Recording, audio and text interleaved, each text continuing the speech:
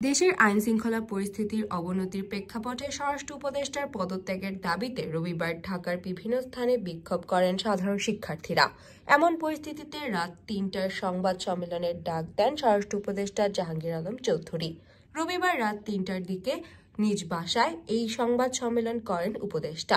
সংবাদ সম্মেলন শেষ হওয়ার আগে তার বাসায় আসেন বৈষম্যবিরোধী ছাত্র আন্দোলনের সমন্বয়ক হাসনাত আব্দুল্লাহ।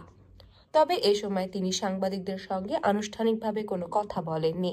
তাকে উপদেষ্টার বাসভবনের ফটকের সামনে দেখা গেলেও তিনি বাসার ভেতরে প্রবেশ করেননি।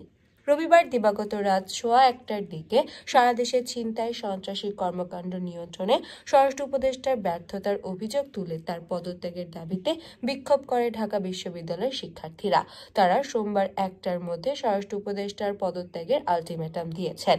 নিজের পদত্যাগের দাবির বিষয়ে এক প্রশ্নের জবাবে স্বরাষ্ট্র উপদেষ্টার সংবাদ সম্মেলনে বলেন, পদত্যাগের দাবি নতুন কিছু নয়।